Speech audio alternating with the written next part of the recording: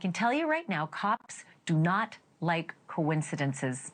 And that goes double for cops who are investigating murders of runaway teenagers, especially runaway teenage girls. That fact has got to be hitting home tonight, literally, for the singer known professionally as David, spelled D4vd. I know it's strange, but it's pronounced David. His legal name is David Anthony Burke. And it is quite possible that's the name that was included in the warrant last night that was executed to search the home where he's been living. It's also the same name that's said to be on the title of the impounded Tesla, where the body of a dismembered and decomposing teenage girl was found by police in the trunk, or should I say frunk, the front trunk. That was 1 week ago Monday. If you were with us here last night, you know that that body has been identified as Celeste Rivas Hernandez, whose family reported her missing in April of last year. And get this, she may not look it in this picture, but she was just 13 when she went missing. Celeste's birthday, the 15th birthday, was the day before her body was found. But since it was the stench of rotting human remains that led the impound workers to call the LAPD, it is almost certain that Celeste did not live to see 15. For David, who's now on a world tour, none of this is good news, but it's not bad for him yet, legally speaking. That said, here are some of the bizarre coincidences that you cannot ignore in this murder case. This murdered teenager and the up-and-coming singer both have the same tattoos on their right index fingers, reading, shh.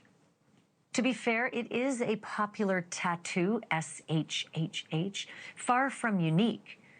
But Celeste's mother says that her daughter was dating somebody named David when she went missing. And yes, David is a common name. I get it. Then there's the photo. A photo of David, the singer, in Celeste's neighborhood, not far from her house, minutes actually walking, right before she disappeared. And should I say that Celeste's house is like over an hour away from where David was living, so not likely just to be there for no reason. And now we know that in December of 2023, a song leaked out that is highly curious in retrospect. It is a demo track by David, and it's called, say it with me now, Celeste. The name of the song is Celeste, and it's all about his love for a girl who's named Celeste. Still, there was no indication that LA police were connecting the dots until last night, when homicide detectives raided a home in the Hollywood Hills. Now, it just happens to be the very same area where the Tesla had been abandoned and then towed. Yet the neighbors say that that Tesla has been parked regularly in front of the home that was raided. And in a town full of Teslas, you're going to find out why in just a moment. Why this Tesla was so memorable to the eyewitnesses who said, oh, it is that one. That's the one right there that was parked outside the home. TMZ reports that that home was most recently occupied by David, the singer, David Anthony Burke, even though it was rented by David's manager. Police reportedly seized a computer and quote-unquote other items. And I talked about all of this and more today with TMZ executive producer Charles Ladebaudiere. And before I play you our conversation, I should note TMZ's reporting was instrumental in helping the police identify that the young victim in the trunk was Celeste Rivas Hernandez. Here's my interview. Charles, this story seems to really be getting legs. What happened today with the house where David had been staying? Tell me about that. Yeah, this house where David had been staying at least earlier this year, probably even further back. Police had a search warrant. They got a search warrant, and they finally went through the house last night. We got some information about what they were looking for there. We know that there were photos of detectives leaving the house with a computer and then several other bags of evidence bags. We don't know exactly what they pulled out of there. We know what they were looking for, and it is very clear that they are trying to connect the victim, Celeste Rivas Hernandez, to that home and obviously to David also. We should say The home is about a block and a half away from where David's Tesla was parked when it was towed to an impound yard. Okay, that's important. The proximity between this home that was investigated and searched and where the Tesla was found. That's key. I have seen reporting that neighbors had seen a Tesla parked outside that home. Yeah, that very Tesla. We've spoken to several neighbors who said that the Tesla with the Texas plates, which is what makes it stand out here in LA, a black Tesla with those Texas plates. You know, it was registered to David, who is from the Houston area. So we know that that Tesla is his. The thing that's still not clear is who was actually driving the Tesla when the body was placed in the car, who parked it where it was eventually found and impounded. Those are the dots that still need to be connected here. But as for this house, it's very clear that this is where David was staying. There are lots of photos that he posted from that home. You know, he entertained people there. Benny Blanco came over and he posted some photos with him. The group Cat's Eye was there. They recorded a video with David, like a TikTok video with David in that house. So this is where he apparently was staying and clearly entertaining friends and, you know, posting content from that home. So the one thing we have not seen is a video of Celeste or photos of Celeste in that house. Now, other photos have surfaced showing, it seems pretty clear at this point that David and Celeste had a relationship. There's a live stream that was resurfaced where they were talking to some of his fans, and also a photo of David and Celeste out at an event somewhere in LA in, it appears, October 2023, because there's a photo of David and Billie Eilish at the same event from that date. God, in October of 2023, she'd have been just turned 14? Yes. No, just turned 13. 13. And he would have been, so 2023, he would have been 17 or 18. Yeah, not legal. Yeah. Not legal. If that anything, is another part of this. If it was a romantic relationship, yes, certainly disturbing. And we haven't seen anything like sort of PDA or kissing or anything that would make you think that we could say for sure this was a romantic relationship. But what is clear is they spent a lot of time together. What the nature of the relationship is, we don't know for sure yet. Okay, well, I'm going to skip ahead to something I was going to ask you in a minute, but I'm going to go there now. Maybe we don't have pictures or anything of them indicating anything romantic, but there's art, there are songs, and now everything's being looked at through a microscope. Tell me about a leaked song called Celeste. Yeah, the lyrics to this song now, like you said, looking through today's lens, very interesting. This is a song, it was unreleased, but it did leak on SoundCloud in in December of 2023. Some of the lyrics, and again, the title was Celeste. It says, "Oh, Celeste, the girl with my name tattooed on her chest. Smell her on my clothes like cigarettes. I hear her voice each time I take a breath. I'm obsessed." That's 2023. December of 2023, right. Like 4 months before she disappeared. Right. And actually, I believe there was another time, it appears that I don't know if it was she had run away or just that she was not contacting her mother. And so there was, in January of 2024, a missing report. And then again, another one in April. So her home life is also something we're looking into because it's clear that this was not a stable situation, and that she was in and out of the house. We also know that, you know, there was a photo, and we don't have a date for this one yet. There's a photo of David in a parking lot in Lake Elsinore, California, which for people outside of LA, that is a place that's about 70 miles east of LA. So it's not like right around the corner. And David was in a parking lot there in Lake Elsinore, which is where Celeste and her family live. They're from Lake Elsinore. So yet another coincidence. Yes. And by the way, that parking lot, we looked at it on we geotagged the photo and looked at it was about a 6-minute walk from Celeste's home where her mom lives anyway. Then there's another singer. There's another song that I find disturbing. It's 2022, and it's called Romantic Homicide. It is and one there's of some lyrics there that are disturbing. It is actually one of his biggest hits. If you look up David's songs on a streaming platform, Romantic Homicide is usually near the top, if not the top song. And some of the lyrics from that song, he says, "In the back of my mind, I killed you, and I didn't even regret it. I can't believe I said it, but it's true. I hate you." Important again, to say, no mention of the name Celeste here. No and mention of Celeste in there. Doing the math, correct me if I'm wrong, she'd be 12 in 2022. Yeah, we don't know when they first, met, when their friendship or whatever it was began. But obviously, there are a lot of images now of them together. They had some sort of relationship, and now clearly police are trying to connect those dots as well. I got to tell you about the search at the house. We know what while we don't know what they actually left with, we know from law enforcement sources what they were looking for and what they did inside the house. They were looking for blood evidence.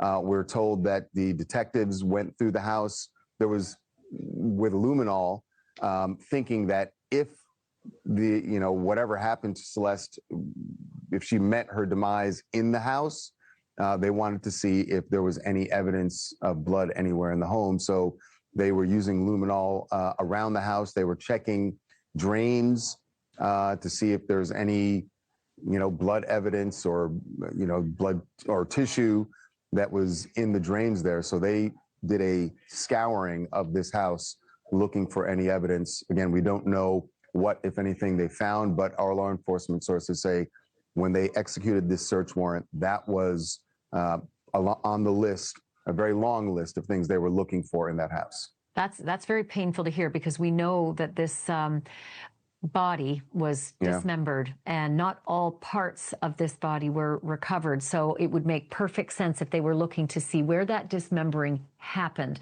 Right. And also, just remind me, this house is being rented by David's manager. Yeah, you got to keep in mind that David is a very young, he's 20 years old. So from what we've seen as listings, this house is going, $20,000. That it can be rented for $20,000 a month. It is a large home. It's an estate, really. That's not the kind of thing even a famous 20-year-old could do on his own, typically. So it is his manager, a guy who is connected to Interscope Records. Josh Marshall is his name, right? Yes. So he is the person we found out who was actually on the lease, who was renting this. But again, from all the photos that David has posted, it's very clear he was staying in this home, if not all the time, frequently he was staying there. Was the focus just on the house, or did they look elsewhere around the property? They looked around the entire property. There's the house, there's a yard also where they could have searched for, what about and a would garage? have searched. Yes, there's a garage there. In fact, I want to say it's a 3-car garage that they went into. They searched there.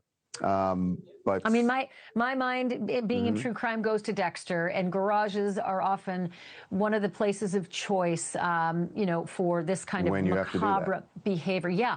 And then do you have any information on purchasing? Like, was anybody within David's orb purchasing things like the kind of supplies you would need for this kind of an operation? Sometimes the Home Depot, sometimes Walmart. People go in with big cleaning supplies, drop sheets, even tools, that kind of thing. Bleach. I know where your mind is going, Ashley, and I wish I could say we don't know at this point, but it has been very difficult, I will say, to speak to people in David's orbit, that close friends.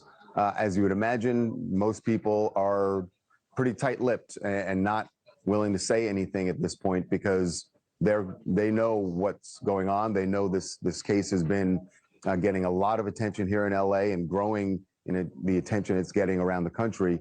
They know what police are looking for, and so they have not exactly been forthcoming with a lot of information. Well, you know how that works, Charles. The minute arrests start happening, people start talking because nobody wants to be on the business end of a charge connected with, you know, accessory, after or during, or conspiracy. I mean, these are the kinds of things that make the concentric circle squeeze to the player they're looking for. And I'm not saying it's David. I'm not saying it's his manager. It could be any of the above. You never know. It could be anybody. But just what about David himself? Like, what's going on with him? Is he in hiding? Is he under arrest? What are his management and endorsements? What's happening with him? Boy, I wish I could tell you all. Here's what we know about David. The last place he was seen publicly for certain was in Seattle when he performed 2 nights ago. He had a show that was scheduled last night, but that one was canceled. And while we figured that he would be coming back to LA, we know that he has an attorney. We have not positively seen him yet. There was a sighting of someone that someone believed to be David, but we can't confirm 100% it was him. So we are on the lookout trying to find out where he is, but we have not seen him yet. And interestingly, he had shows scheduled here in LA this weekend. He was supposed to be playing at the Greek Theater. And what's really creepy and eerie is that you could go online right now as we're speaking and buy tickets to the show in LA, and also there's a show scheduled in San Francisco Friday night that has yet to be officially canceled. So, you know, look, that may change. This is as we're speaking right now, but I would expect it would be really bizarre to see him on stage performing as if nothing's going on when we know police have searched the home where he was living and what we know about his own car and what was found there. Thank you for watching. Subscribe below and download our News Nation app right now on your phone, and you will get fact-based, unbiased news for all Americans.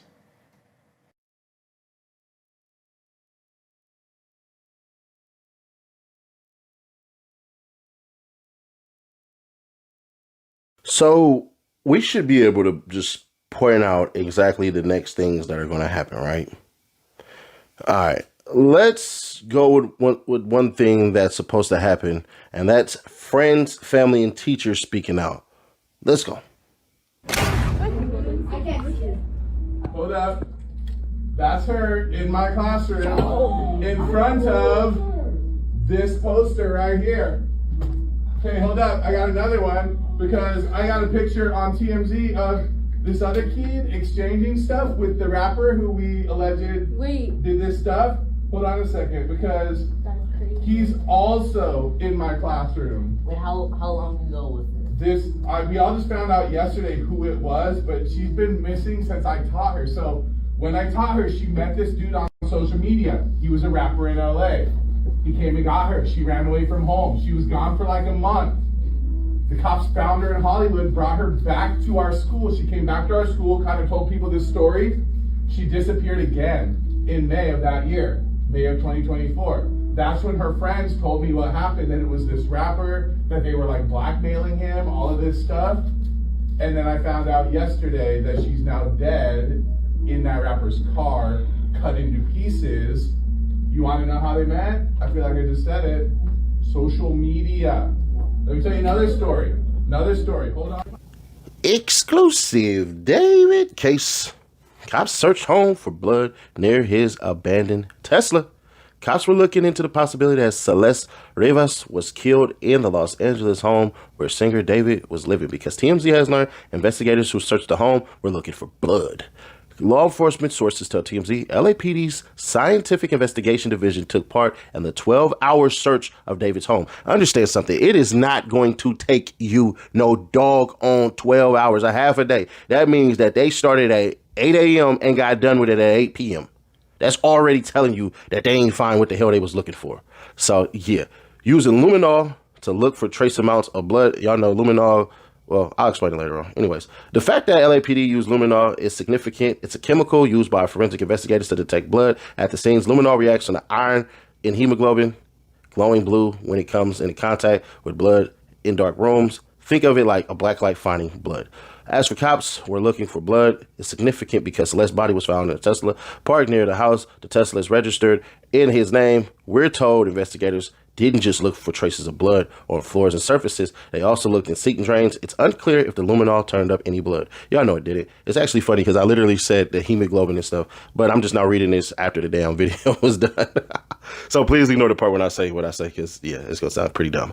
Our sources say cops also swept the home for fingerprints and collected hair samples. We do not know if the fingerprints and samples are significant in the investigation. As we reported, David seemed to be living in the home, which his manager, Josh Marshall, was renting. TMZ contacted LAPD's Robbery Homicide Division last week after speaking with Celeste's mom, who told us she had evidence the unidentified body was her daughter. We provided lead detective with her name and number. Days later, the body was identified as Celeste. There appear to be several things linking David to Celeste, matching tattoos, song lyrics, and footage showing them together.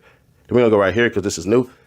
It just popped up. I should probably show this, but I won't. But yeah. Anyways, David, Interscope yanks all musical promos amid homicide investigation. David's label, Interscope, is pumping the brakes on the singer's upcoming deluxe album and all musical promotion for him in the wake of the LAPD investigation into the teen found butchered in the Tesla registered next to him.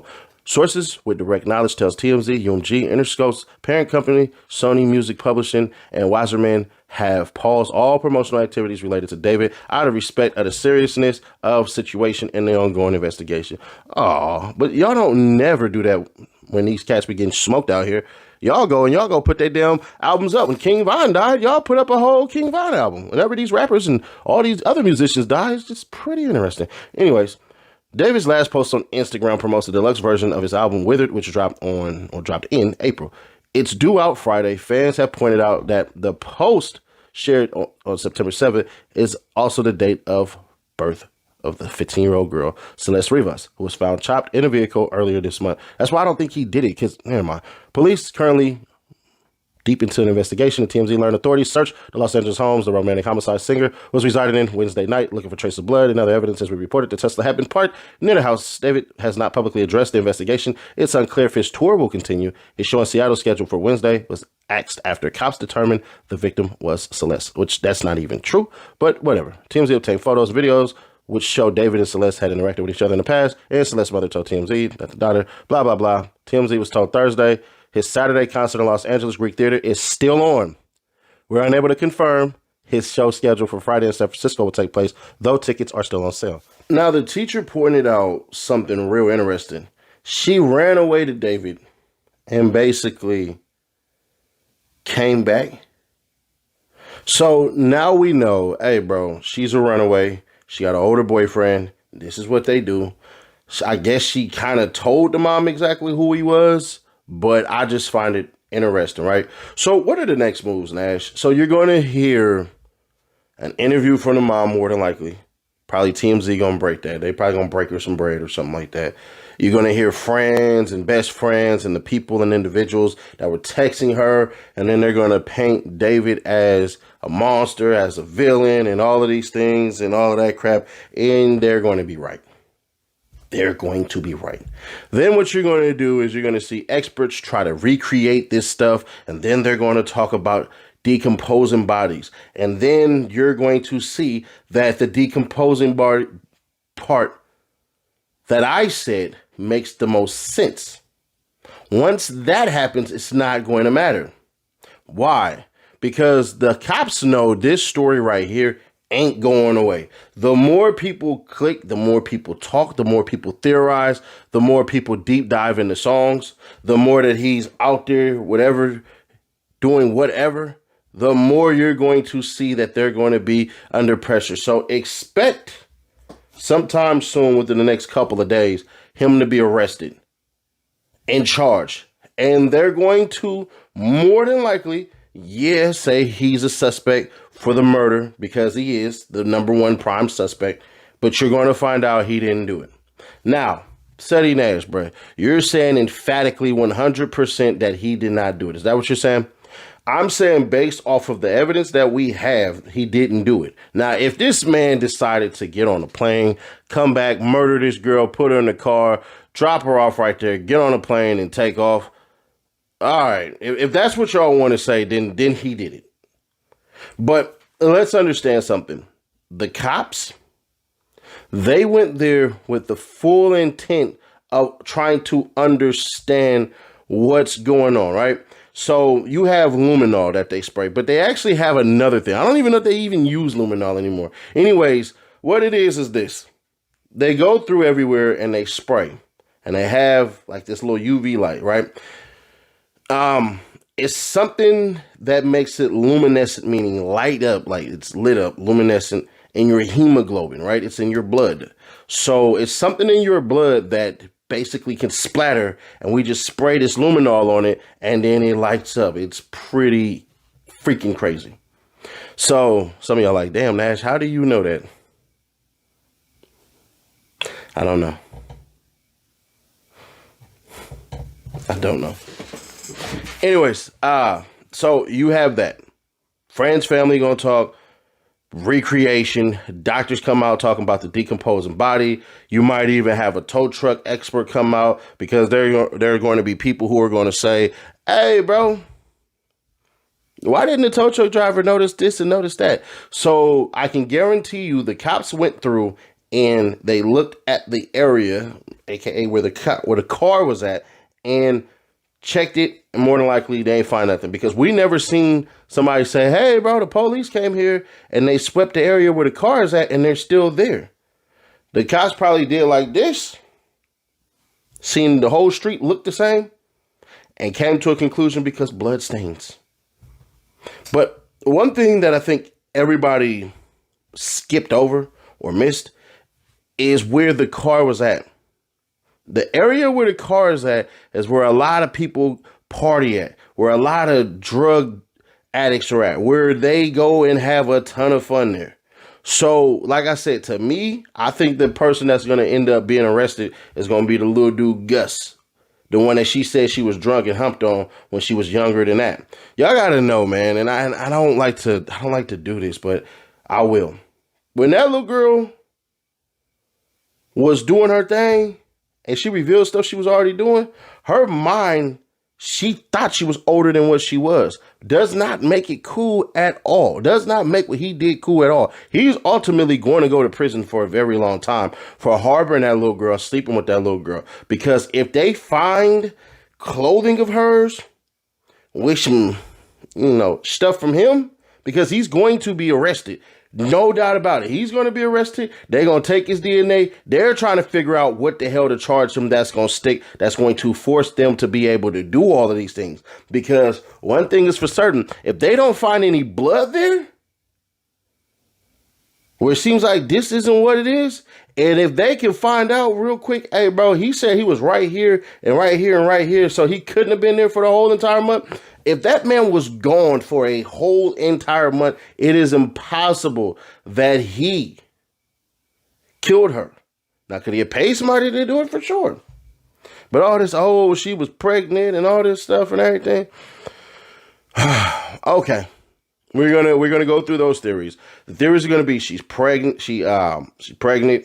She was going to leave and go back to her family. They were extorting him. She was getting beat on by him. She was going to call the police, or she found another lover or something like that. Whatever crazy things y'all want to say. Cool. But the police, they're just investigating that house. They took those computers and they took those laptops and everything in there to connect the dots to say and establish an actual romantic relationship with this young girl. That's the reason why they did that. That's the reason they did it. Now, some of y'all say, well, he could have sent off text messages, emails to basically get her out the way. Really? With the invention, the advent of Telegram and all of these apps, you don't need that. And you need expediency, not a freaking laptop. So they're doing that to find out pictures and emails. Because this dummy, for whatever reason, likes getting online with this young girl and thinking it's all cool. He deserves to be in jail. Don't get it mixed up or confused. But he deserves to be in jail. But ultimately, it's going to come out that he did not murder her.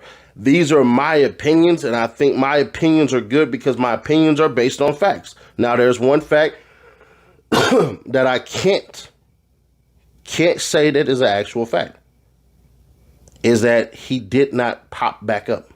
The man was on a bus. I know y'all want to be mad about that. Man, what? Nah, man. He was on a bus. He was on that stupid blue bus. It just is what it is. You can be upset about it. You can be angered by it. You can be annoyed by it. All of these things you can. And I wouldn't be wrong. I mean, I wouldn't be wrong. I wouldn't be mad at you. But I can't sit here and allow myself to lie to you guys just because I'll be a pander bear. You know what I'm saying? A lot of these cats who are putting out stuff, they're pander bears, bro. I told you about the damn song. It's like everybody wants to ignore this shit. The romantic killer song, bro. That song came out in 2022. Before he allegedly met her online. From what we see. Now, just based off of the facts that we see. So it's like, bro, what the hell are y'all talking about? That song came out on September 7th. They start talking in October. So unless that was already implanted in his head and he wanted to live out his fantasy from the song, if that's what y'all said, then all right, cool. But when you guys are saying, oh, bro, yeah, man, she could have died on her birthday and he made the song and he dropped it on her birthday. Well, technically, she would have been in the damn trunk. She's in that damn trunk for 5 days in the damn tow yard. So what the hell are you talking about?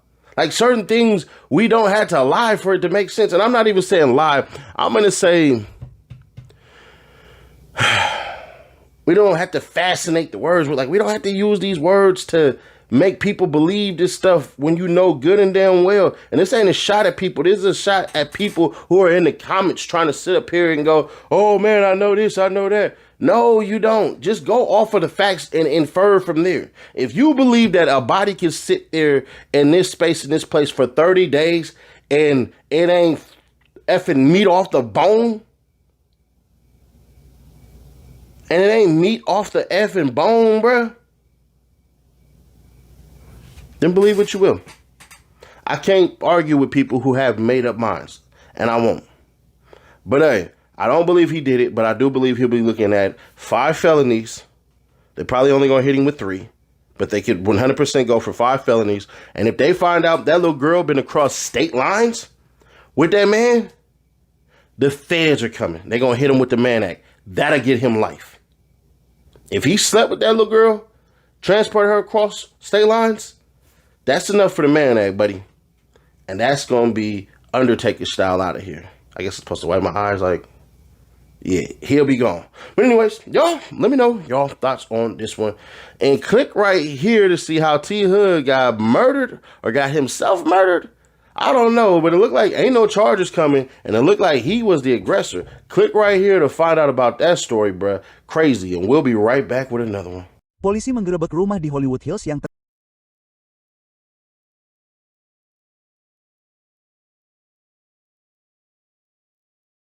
terkait dengan penyanyi David. Kini dilaporkan bahwa mobil itu telah terparkir selama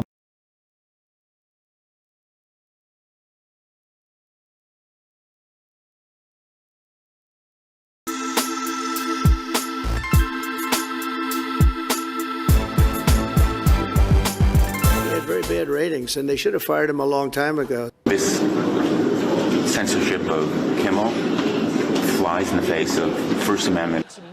A heated debate after Jimmy Kimmel's show was pulled off the air following his comments about the death of Charlie Kirk. And this afternoon, President Trump suggested going further, saying the FCC should consider pulling the licenses of networks and late-night shows that are critical of him. Good evening, everyone. Welcome to West Coast Wrap. I'm Alex Savage. As KTVU's political reporter Greg Lee reports tonight, First Amendment advocates say the Trump administration has crossed the line, and some Democrats are calling on the FCC chairman to resign.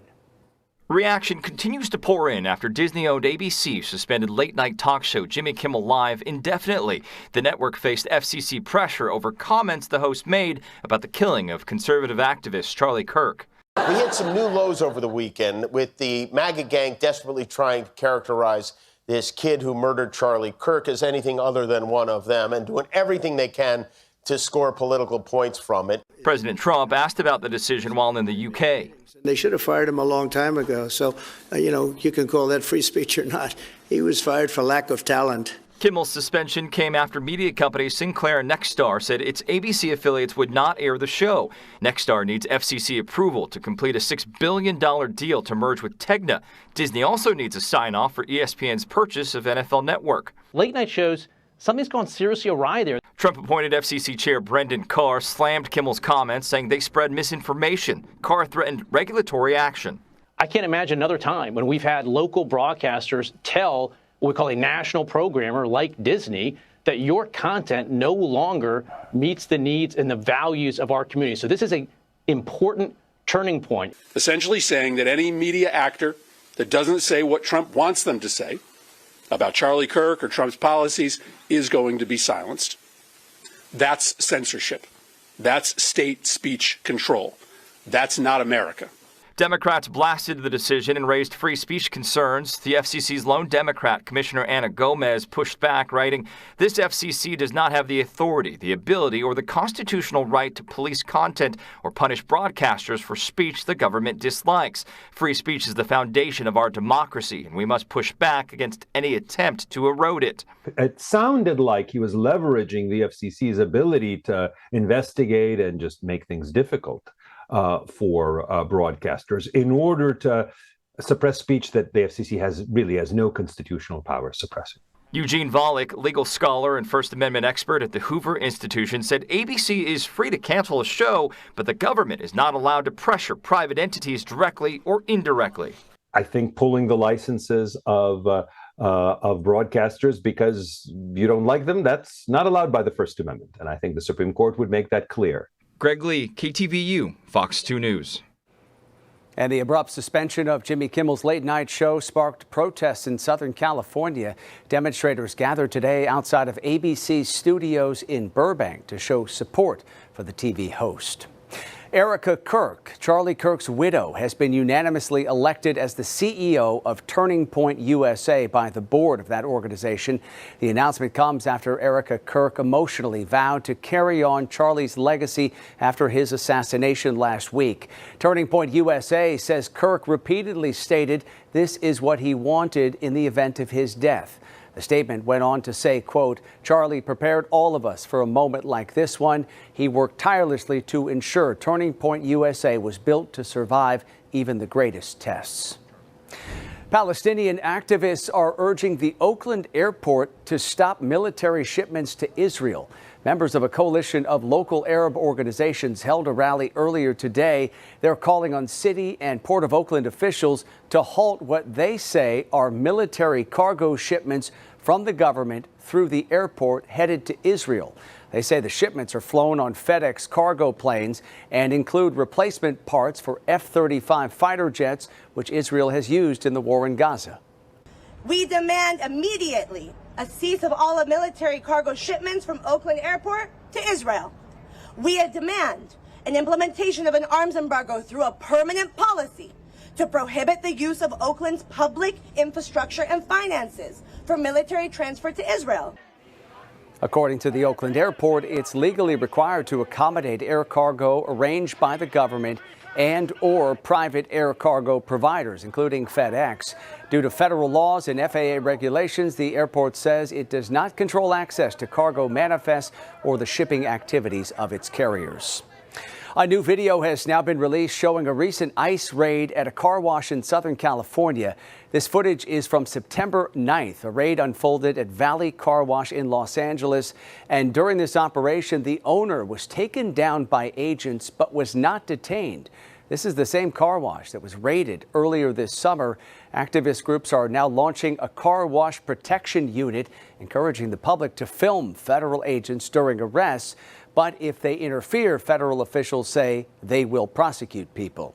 In a statement, officials from the U.S. Customs and Border Protection said in part, quote, "During the operation, a U.S. citizen obstructed the arrest of an illegal alien, disobeyed BP agents' commands, and was placed under arrest for assaulting and impeding a federal agent." We have an update tonight on the investigation unfolding in Southern California into the death of a teenage girl whose body was found inside the trunk of a Tesla. Authorities say that car is registered to a well-known singer named David. And tonight, TMZ reports Los Angeles police searched a home in the Hollywood Hills last night where David had been living. The body of 15-year-old Celeste Rivas was discovered last week after that car was towed to an impound lot. I talked with TMZ's Charles Lataboudiere about the latest developments in this case. This home is about a block and a half away from where that car, this Tesla, had been parked on the street and was technically abandoned because it had been there for more than 3 days. And that's when it got towed to an impound yard where they eventually made the grisly discovery. But the search of the home where David was living certainly moves this investigation to the next stage here, which is clearly police are trying to see if there is any connection between David and the victim and this crime. And as this investigation unfolds in Southern California, singer David has been on a tour across the country. However, his show in Seattle last night was canceled, and TMZ reports he's scheduled to perform still in San Francisco tomorrow and then in L.A. We're hearing tonight from a woman who miraculously survived a freak accident as she was driving in Southern California. As KTTV's Gina Silva reports tonight, a metal rod tore through the bottom of the woman's car as she was driving, impaling her. I thought I got shot. I thought a car hit me. I felt a big impact. Jessica Preciado knew something was terribly wrong when she heard a loud pop, followed by horrific pain as she drove along the 57 freeway in Brea early Tuesday morning. I felt really weak. I felt just like my blood pressure went down. I started sweating profusely. I felt cold. I also felt so confused as to where was this injury coming from. I looked around. No one else seemed to know what was happening. Take a good look at this. It's a metal rod that tore through the bottom of Jessica's car while she was driving. And this part went straight into her left buttock. Perhaps because she was in shock, Jessica didn't realize it. And when paramedics arrived, they also couldn't figure out the problem until Jessica said, "Please look behind me. I think I'm stuck to the seat. I feel like I'm stuck to the seat." They did what I asked. They checked and they said, "Please stop moving. Nobody move. You have a foreign object stuck to your bottom." As a nurse, Jessica knew the paramedics were right, but she did the opposite. I know I shouldn't have done this, but I jumped out of my seat and I pulled myself out of the object. And I say that because you're not supposed to pull objects out. You don't know if you're in an area where you can start profusely bleeding. And I know that. But in the moment, it was just acting out of instinct. And I wanted to get off of the object. Jessica was rushed to a trauma center, and miraculously, she's already back home. Jessica is struggling to walk, and she's tending to her wound, but she knows it could have been much worse. It was emotional. I was just sad because I dropped off my son, and then to go at the end of the day, like, how about if I wouldn't be here at the end of the day? And that report from Fox 11's Gina Silva tonight. Preciado believes the rod fell off of a truck that was in front of her on the freeway. Tonight, we're learning more about a military helicopter that crashed in a rural part of Washington state. It happened on the Joint Base Lewis McChord in Thurston County late last night. Today, the U.S. Army Special Operations Command said that 4 service members were on board that helicopter when it went down, but authorities have not released their conditions. Authorities are describing this as an aviation mishap, and they say they're still investigating exactly what went wrong. New details are emerging tonight about a story we are closely following here in the West, and that is the shootout that unfolded in Pennsylvania yesterday that left 3 police officers dead and 2 injured. Those officers were trying to serve a warrant for a domestic violence suspect where they were ambushed. Investigators say when officers entered that rural home, 24-year-old Matthew Ruth opened fire, killing 3 officers at the door. Other officers returned fire and several were injured, and the suspect ultimately was killed. all actions by law enforcement were justified. They weren't only justified, they were necessary. Last night, a procession of police vehicles honored the fallen officers as their bodies were removed from the scene. This is the second deadly police shooting in that same county in just the past 7 months. A young officer was killed during a hostage situation at a hospital back in February. Still ahead tonight on West Coast Wrap, new recommendations out from the CDC, the changes they're making to the childhood vaccine schedule. Also sparking controversy, why a social media post by the Arizona Cardinals quarterback received backlash. Rarely does it rain in the state of California in the month of September, but I'll show you where it's raining and how long it's going to stick around with your West Coast Wrap forecast.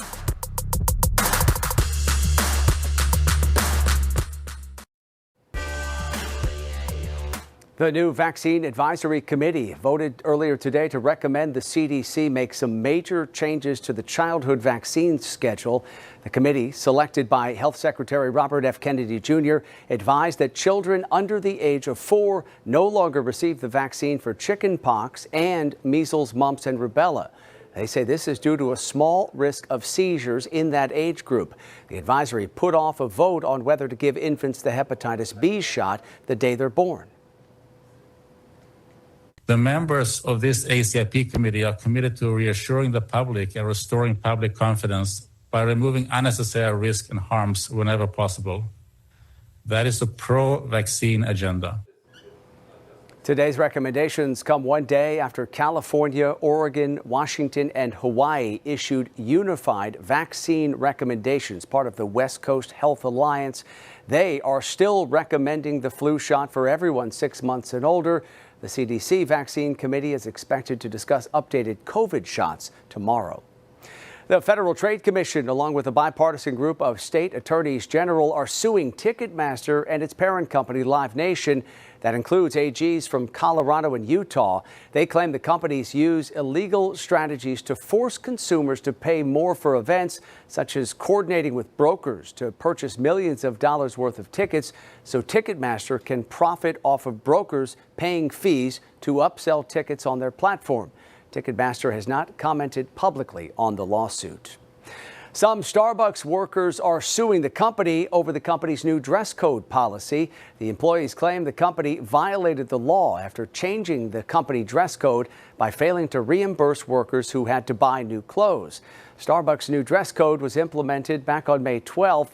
It requires workers to wear a solid black shirt under the company's green apron.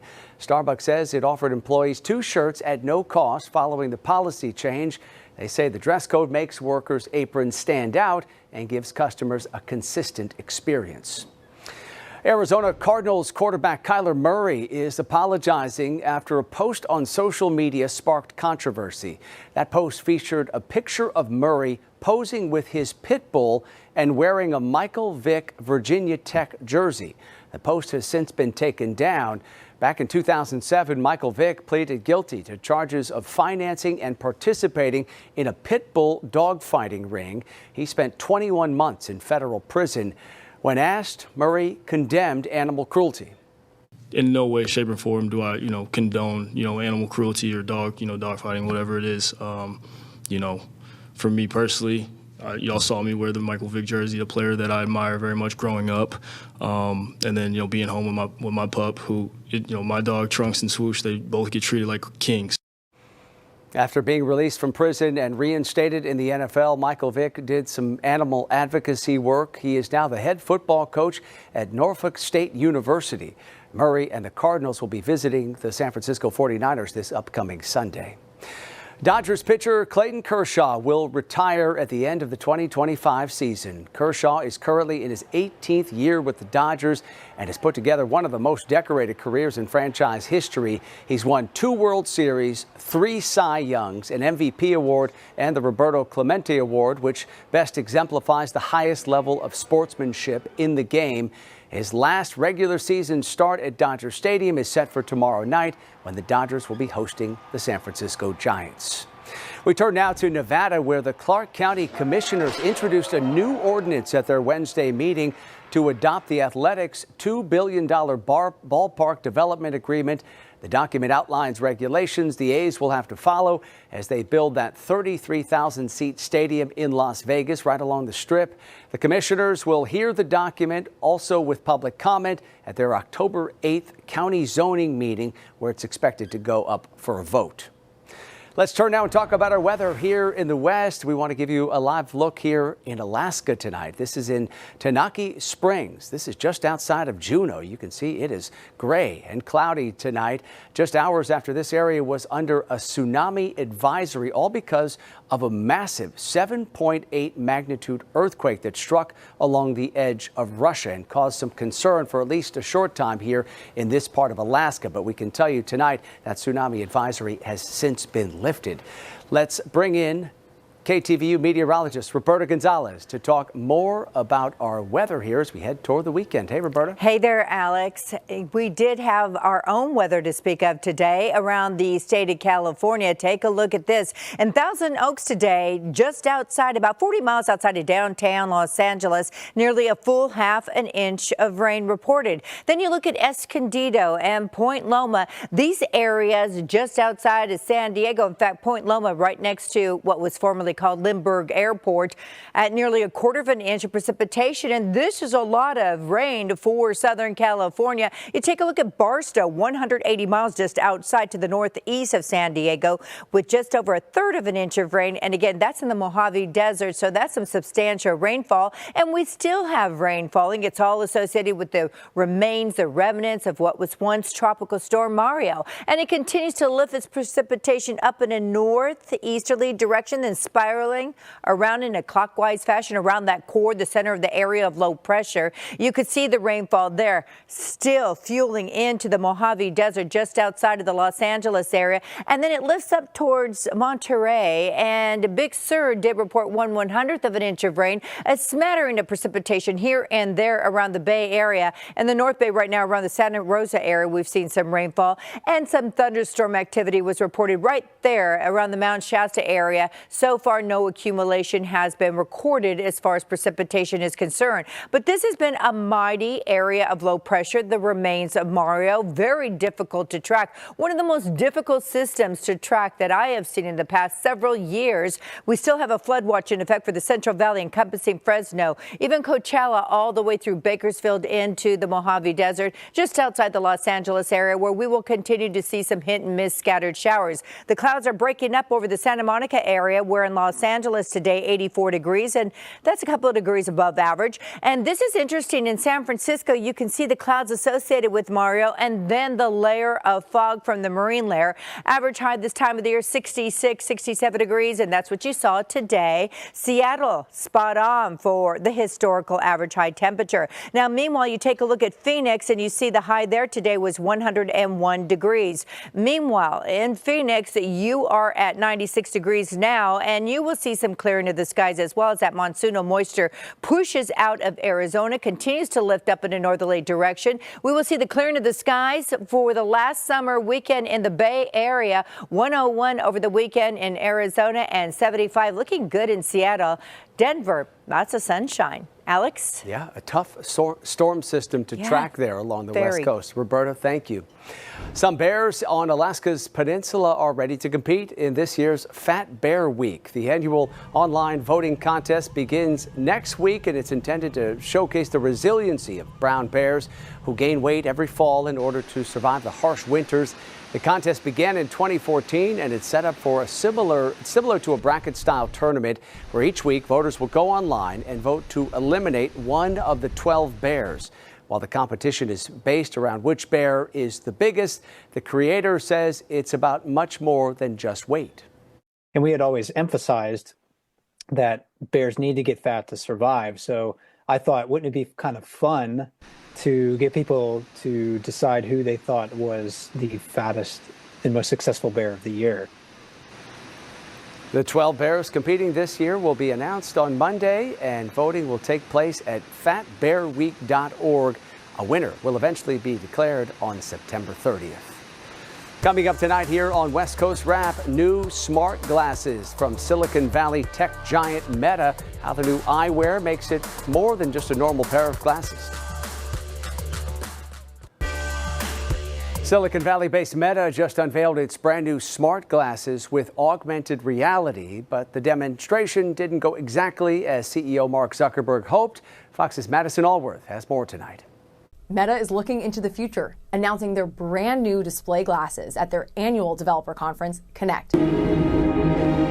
These are the first consumer-ready smart glasses with a built-in display and a wristband controller with which you can answer text, answer calls, and more. But the demo didn't work the whole time. WhatsApp video call. There we go. Uh-oh. Well, let's see what happened there. That's too bad. I don't know what happened.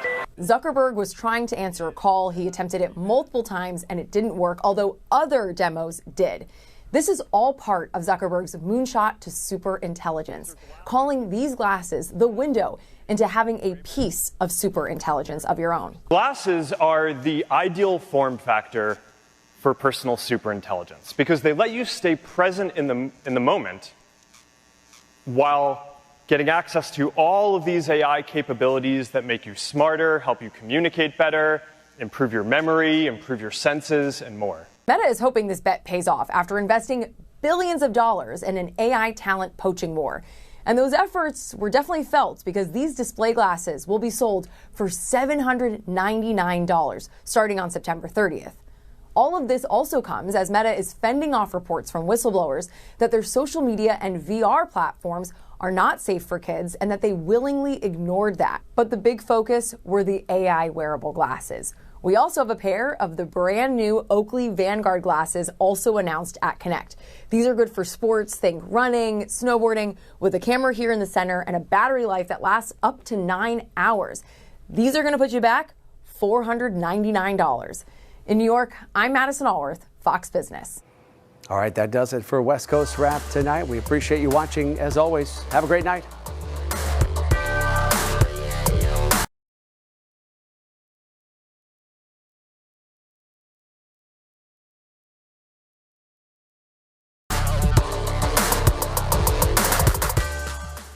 New details just released about the identity of the person found wrapped in plastic discovered in the trunk of a singer's car. We're breaking down the latest and where the investigation stands now, as the singer's rep maintains that he's fully cooperating with the investigation. Thanks for joining us on Law and Crime. I'm Elizabeth Milner. Investigators say the remains were of a 15-year-old girl who was reported missing last year. But even with this new lead at this time, police are keeping tight-lipped if they have a suspect or a person of interest. Earlier this month, employees at a tow yard in Hollywood noticed a strong odor coming from one of the cars. The smell was so strong and foul, they had no choice but to call police. When officers arrived, that's when the startling discovery was made. A body was wrapped in plastic and dumped in the vehicle's trunk. When investigators dug into who that car belonged to, they learned it was registered to the singer David, whose real name is David Anthony Burke. Officials say that the car was towed from the Hollywood Hills after someone reported it missing. Investigators believe that the body was put in the trunk about 5 days before it was towed to the impound lot. Now, initially, we didn't know much, including who was the victim. Did the victim have ties to the singer? Was the singer a person of interest or a suspect? We're still waiting to learn more, but now investigators reportedly identified who the victim is. We're learning this week that the Los Angeles County Department of Medical Examiner ID'd the victim as a 15-year-old girl named Celeste Rivas. According to LAPD, the victim was 5'2", had wavy hair, and a tattoo on her right index finger that says shh. She was found wearing a tube-top, black leggings, an earring, and a yellow metal chain bracelet. According to a report by TMZ, though, the singer David also had that exact same tattoo on his right index finger. But that doesn't necessarily equal murder suspect. It might be an odd coincidence, especially with other celebs like Lindsay Lohan, Rihanna, and Lily Allen sporting the same tat. Here's what else we know about 15-year-old Celeste. Her mom told local reporters she had been missing for more than a year. Her mom said when she saw the news of the body found in David's Tesla, it was suspicious to her because her daughter's boyfriend's name was also David. Little is known at this time about the events leading up to Celeste going missing. According to a missing poster, she was last seen on April 5th of 2024 in Lake Elsinore, California. That was when she was 13 years old. She was last seen wearing gray pants, a black sweater, hat, and Hello Kitty sandals. Attorneys for the singer say that he continues to cooperate with the investigation. While authorities haven't publicly said that he is a suspect, that hasn't stopped some people from jumping to their own conclusions. Some eagle-eyed fans pointed to David's previous songs as some kind of clues or messages, like Romantic Homicide, for example. His lyrics include, "In the back of my mind, I killed you, and I didn't even regret it. I can't believe I said it, but it's true. I hate you." Now, that song was released in 2022, 2 years before Celeste went missing and 3 years before her body was discovered. But again, it didn't stop some people from speculating. Then, in another report from TMZ released Wednesday, the singer professed his love to someone named Celeste in an unreleased song. According to the report, those unreleased tracks included the lyrics, "Oh Celeste, the girl with my name tattooed on her chest. Smell her clothes like cigarettes. I hear her voice each time I take a breath. I'm obsessed." The other verse included the lyrics, "Oh Celeste, afraid you'll only love me when undressed, but you look so damn gorgeous in that dress. Missing you so much makes me depressed, but I digress because..." Now, according to the report, that song was leaked in December of 2023, just months before Celeste was officially reported missing. And it's important to note, no official confirmation Celeste in the leaked song is the same Celeste found in the car. Companies like Crocs and Hollister pulled their marketing campaigns after Celeste's body was discovered too. In a joint statement, the brands wrote, "We are aware of this developing story. With respect to the current situation, we have removed campaign content featuring David while the investigation continues." According to a previous report by TMZ, it was police who told David that there was a body inside his Tesla because he had no idea what was going on. But it's still unclear how the car registered to him ended up in a tow lot if it wasn't even reported missing.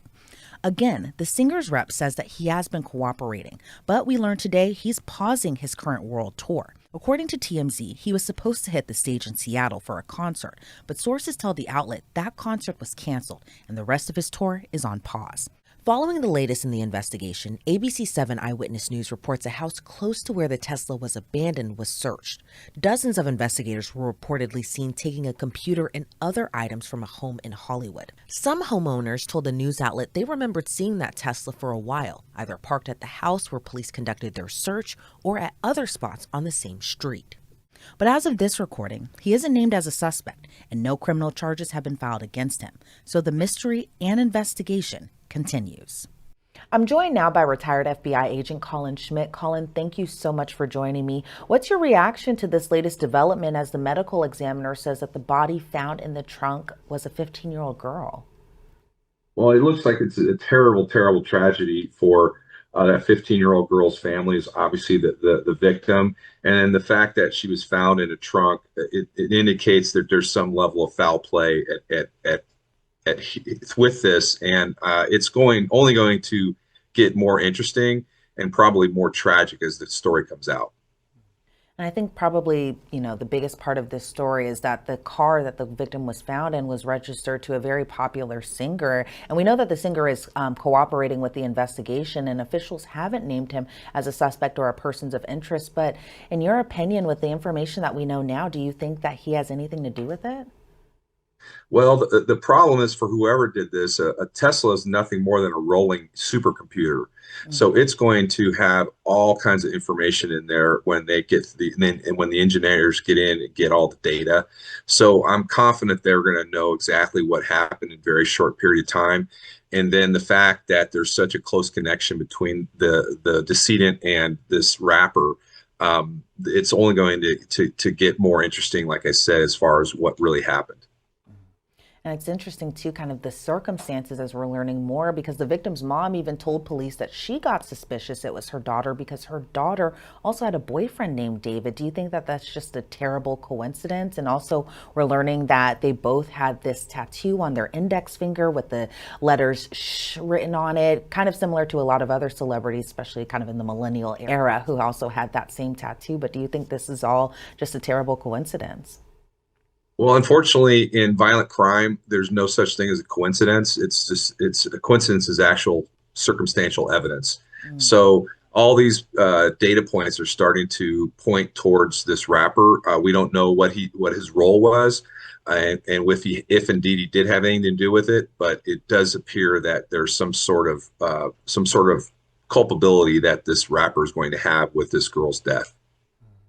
And where does the investigation or investigators really go from here? You know, they know the identity of the victim. The cause of death right now is listed as deferred, but what happens next? Well, the most important piece of evidence is the body. The body tells the entire story. So, as I understand it from social media, that the medical examiner has not finished their investigation, and then the next step of that would be obviously the toxicology reports, which take a couple of days to a couple of weeks to get back, and then that's going to point the investigators in the direction of where to take their next steps, as well as the search of the interior of the compartment that she was found in and the passenger compartment, because if there was any blood or any signs of foul play or violence, then that obviously points into a direction that they need to go. And what's going to be more important to the investigation, finding out what happened inside that car, if anything happened inside that car, or the forensic evidence in the car, or is it going to be finding where the scene of the crime actually took place and kind of working backwards really from there? Well, working backwards is from the body, and the body will start is basically points all the directional arrows, so to speak, on where to go, and then from there, obviously, they go and do a forensic analysis of that car, and then, like I said, the most important piece of that car is that onboard computer, which has so much information that even Tesla owners don't know what the extent of the information that car has on it, and I'm fairly confident that the owner of the car wasn't sophisticated enough to know how to wipe or to get rid of that information that's on that car. Does it change anything? You know, we know the Tesla car is kind of like a smart car. And even though I'm not as technologically savvy as you are, Colin, I'm interested in knowing, does it change anything in terms of the investigation because the car was towed over into that impound lot? Does that change anything in terms of the data that might be on that car or anything like that? No, I mean, when the car is on, it's gathering thousands and thousands and thousands of data points. Now, it was off, basically, we can presume that it was on up until the time it was towed. So they know where it was when it was towed to that. So the tow part isn't really mean anything other than chain of custody. So from the time that it was sitting there or towed back 24, 48, or even 2 weeks, they're going to be able to know exactly where that car was, whether it was an accident. There's even cameras, interior and exterior, that are taking footage. So they're going to end up likely knowing who was in the car prior to it being disposed of. And say, you know, because we know that this is also, again, a very big story because it kind of surrounds the singer David, because the car was registered to him. But say investigators learned, you know, he has been cooperating with the investigation. Again, he hasn't been named as a suspect or anything like that. But say investigators learned that he was out on tour, or he was at an event or something. He has an alibi for the time frame that they believe the murder took place. What happens next in terms of how they find possibly who might else be involved in this? Well, they're also going to find her phone. Possibly, they didn't say whether the phone was on her or not. And then the phone obviously is, especially for a 15-year-old, her whole life is in that phone.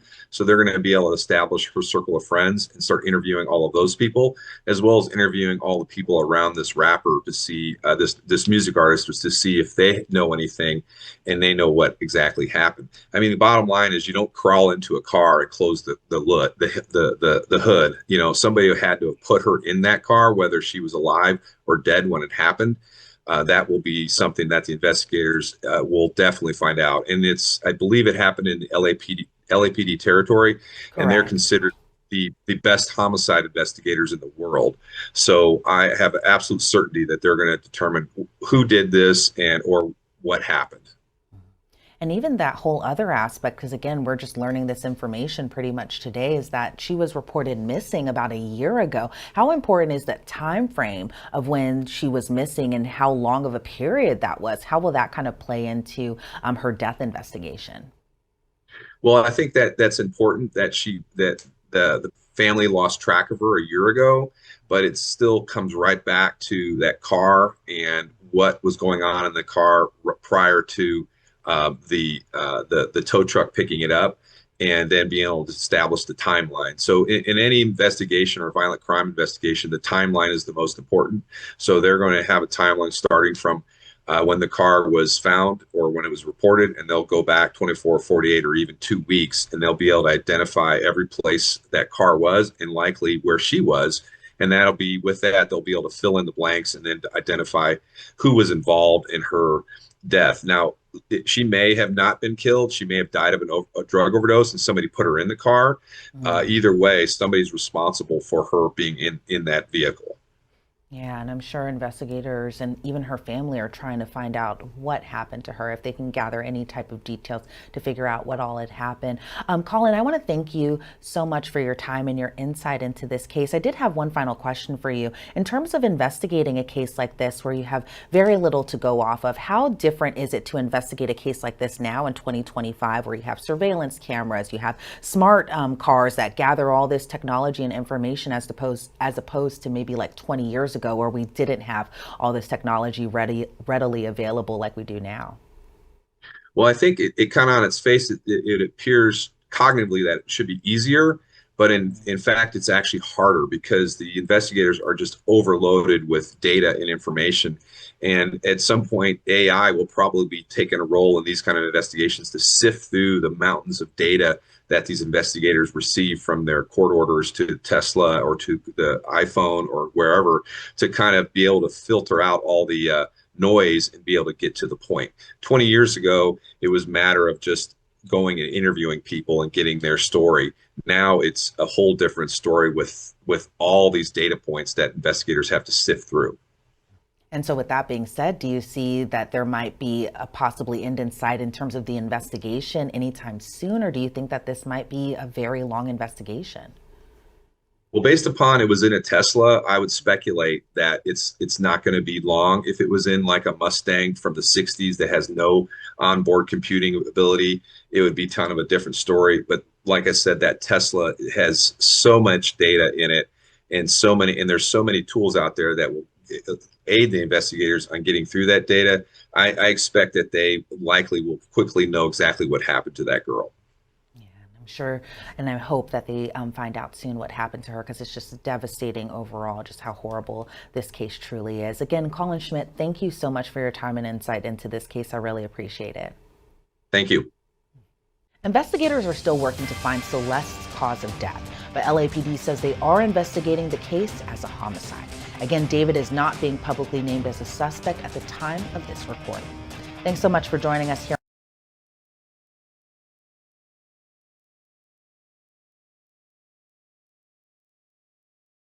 on Law and Crime. I'm Elizabeth Milner. What's up, fam? This your boy, Cut to the Chase TV. Be sure to hit the like and subscribe button, and be sure to share this video. I got some news for you Negroes today. 20-year-old singer David is under fire after a dismembered body of a 15-year-old girl was found in the trunk of a car that's registered in his name. And the moment the news hit the internet, everybody began speculating, everybody raised their concerns, and everybody asked this one important question. Was David responsible for that body getting put in that trunk?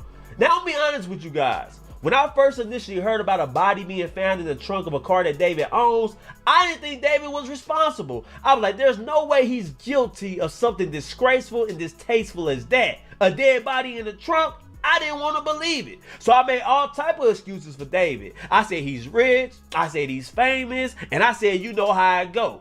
When you the breadwinner of the family, you tend to buy people gifts, you tend to buy people vehicles, you tend to let people use your vehicles, and you know how niggas do. When you let them use your vehicle, sometimes they do some crazy ass shit in your vehicle. We all got family members. You let loan your car to, he come back and all did it up, he done hopped out on the police and ran and left your car at the intersection because he got drugs in the car. So I thought it was one of those. I was like, man, there's no way. I was like, David family members might did it. David homeboy might be responsible, but this kid David, who I'm seeing getting all these views, who I see got a promising career, he can't be guilty of that. But boy, was I wrong. Because the more I read into this case, the more evidence that comes out, I'm shaky now. I'm starting to waver a little bit. Because now they putting the pieces together. Now they dotting the I's and crossing the T's. Now they're proving that David had direct ties to the 15-year-old girl that was found in the trunk. Now, a lot of people say that was his lover. A lot of people say he was in a relationship with her. And that's a problem in itself, because David is 20 years old. The girl is 15. What the hell you doing with a minor?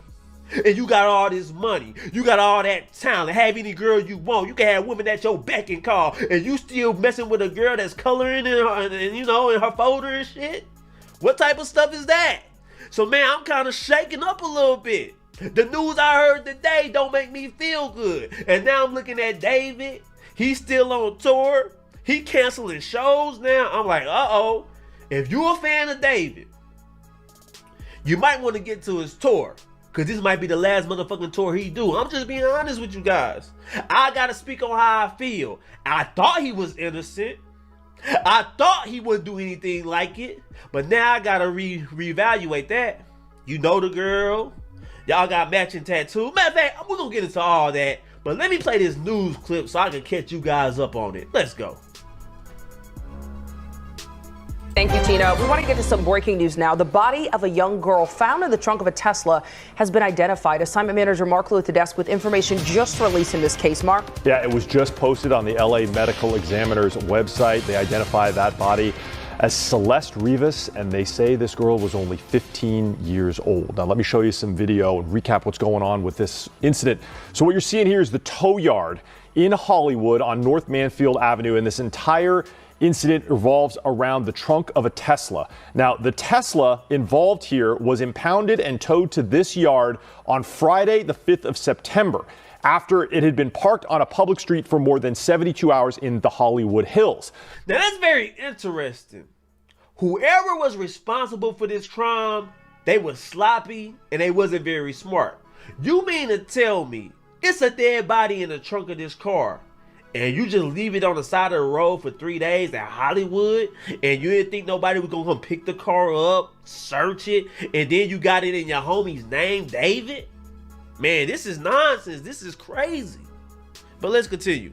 Now, on Monday, September 8th, workers at this tow yard detected a strong smell coming from that Tesla. That's when they opened the trunk and discovered the body of a young girl inside. This is the LA Medical Examiner arriving at that tow yard to take that Tesla away and claim that body. Now, the Tesla is registered in Texas to a man named David Anthony Burke, a singer with an enormous social media following known online simply as David, spelled d4vd. He is in the middle of a U.S. tour. A representative for the singer says he is fully cooperating with authorities. Let me take you out, though, to the website of the LA Medical Examiner and show you. This was just posted. You can see here the body identified as Celeste Rivas. It says the date of death is September 8th. That's simply when the body was found. The LA Medical Examiner does not know exactly when she died, age 15 years old. You hear that? Now, I know they initially said that David is cooperating. He's not a suspect. I think the police is full of shit when they say that. Because I'm just being non-biased. I think David has to be suspect number one. Because now everybody is saying you knew the girl, y'all got matching tattoos. Now people can say you have direct relationship to the body that's found in the trunk. See, at first I thought he was innocent because I thought it was going to come to find out that the person in the trunk had no ties to David. I thought it was going to be a family member. I thought it was going to be a homie. I thought the car was reported stolen. But come to find out, none of that is true. The person that was found in the trunk is allegedly 15 years old and allegedly knows David. Now, a lot of people said David been on tour. Hey, man, that ain't good enough. You got some explaining to do. But let's continue.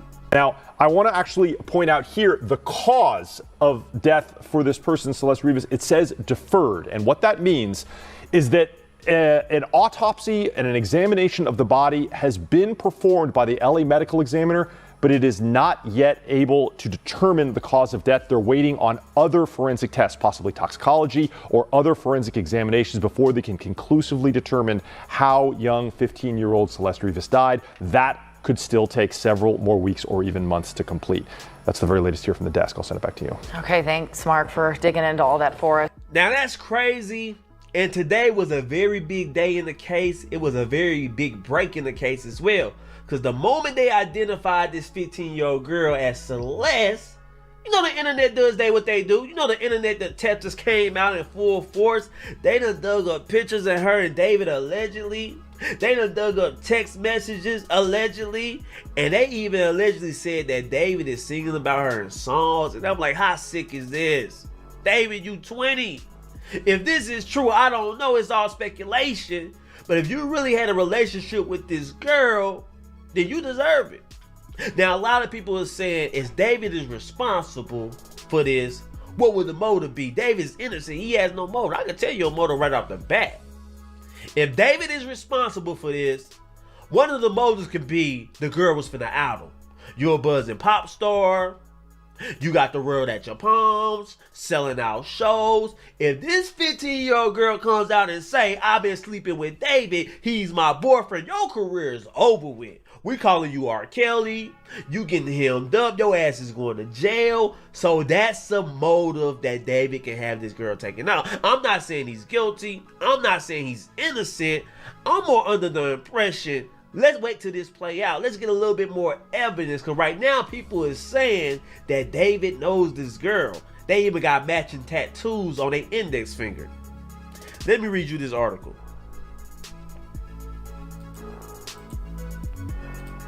This is what TMZ say, not me.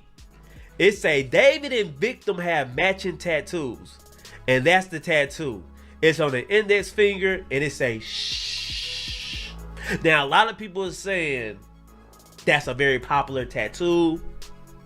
Rihanna has the same tattoo. Just because the girl got the same tattoo as David, that don't mean they know each other. That's true if you want to stand on that point. But once you start considering all the other things, I don't think that's a coincidence. Because you got to remember, the 15-year-old girl had that should tattoo on her index finger. David has the same tattoo. The 15-year-old girl mom came out and said her daughter boyfriend was named David. The singer name is David. And she was found in his car. So we got to start putting two and two together, man. None of this makes sense. And it's not looking good for David. Now, I pray this brother didn't have anything to do with it. I pray it's a misunderstanding. But my senses, man, my antennas is up right now. I'm kind of worried for David. Let's continue reading. Singer David has a tattoo on his finger with the letter shh. And the young girl's body found in his Tesla has the same tattoo on her finger. As TMZ reported, the body has now been identified as 15-year-old Celeste Rivas. Authorities said she had a tattoo on her right index finger with the letter shh. David's tattoo is also on his right index finger. Now, a lot of people are like, nigga, this strike one. 15-year-old girl get found in the trunk of a car you own. Y'all got matching tattoos and shit. We know how couples do. Shit, I done been in a relationship before. Me and my girl got matching tattoos. That's what couples do. That seems like some couple shit, right? Or it could be a coincidence. She could just be a crazy fan. Oh, David got the tattoo on his finger. I'm going to get it too. But hey, man, I don't know. But let's continue, man.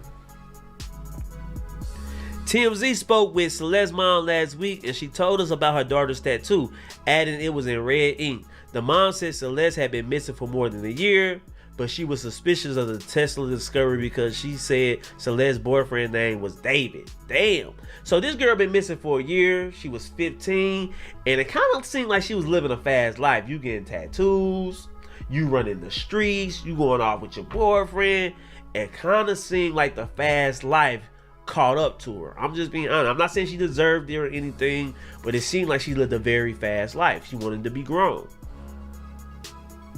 And they also bring up that Rihanna got the same tattoo, but this ain't about a Rihanna. She wasn't found in Rihanna's trunk. She was found in David's trunk. I'm just being real. Now, let me say this. If the matching tattoos wasn't bad enough for y'all, the internet done found pictures. They done found text message, allegedly, of David and Celeste. And I'm going to show it to you guys right now. But breathe with caution. This is all alleged. Let me show you this. They had said this is David and Celeste on the picture. And it looked like a screenshot of a FaceTime. And somebody said, Celeste and David don't let me sleep. So it looked like they FaceTimed somebody and was messing with them. You know, that does look like Celeste. That does look like David. But I can't confirm if that is them. This is all alleged. That is allegedly them. You see what I'm saying? Now, let's read these messages that Celeste said about David, allegedly. I can't really confirm if these are true or not, but let's take a look. Let's read this. This is Celeste. You know, she's on Instagram. I guess she's messaging her friend about her sex life. And I gotta read it. I don't really want to, but I gotta do my journalism and I gotta provide you guys with this. So this is what it says. I made it. She's crying emojis. Then it say, it can bleed and not bleed during sex. So you probably did it when you were younger. Then she said, you don't have to bleed the first time. Then Celeste say, I didn't because I wasn't horny. You said you bled. What? Celeste said, I thought I did, but I just got my period. I only bled with David. The friend say, And then Celeste say, with Gus, I was just drunk and did it because he got mad at me the first time for not having sex with him. Now, so it seemed like Celeste was drinking, and that's really her. I'm not saying these are all alleged. This was people coming up with on the internet. They finding messages, they finding pictures, but this don't really look good for David, man. He got some explaining to do. A dead body was found in the Tesla you own. You did report it stolen. And since you didn't report it stolen, you're saying you're innocent, you gotta tell us who was the last person you gave them keys to. That's what David has to come up with. And I don't know if he's gonna really get his way out this jam, because whether he's innocent or not, his reputation is tainted. Everybody calling him a sicko. Everybody calling him a groomer. Everybody saying he was messing with young girls. I can't confirm it. But just based off what the internet is saying, just based off these receipts, man, it's not looking good for David. Now, I know David has remained quiet publicly, and a lot of people want to hear from him. But I think he's doing the right thing. You issuing a long statement. You issuing a 30-second video proclaiming your innocence. I don't really think that's going to do you good, because all us bloggers going to do, we're going to take your video, we're going to react to it, and we're going to make more content out of it. The main people you need to be talking to is your lawyer and the police. And you need to cancel the tour as well. Damn that tour. That's tone deaf. You get what I'm saying? It's insensitive. A dead body found in the trunk of a car that's registered to you, and you still on tour like nothing happened. No, you need to tend to that immediately. Fuck this damn tour. It's over with. Cancel it. You got legal issues you need to tend to, and I advise you to start taking it serious. But that's how I feel about it, man. RIP to Celeste Rivas.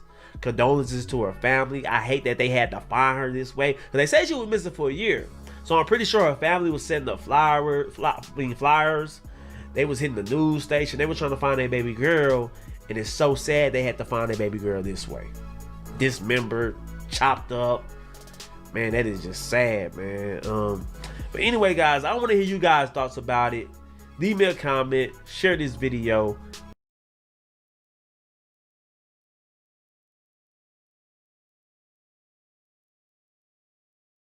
I love you guys. Peace. This month, police say a decomposed, dismembered body was discovered in the front trunk of a Tesla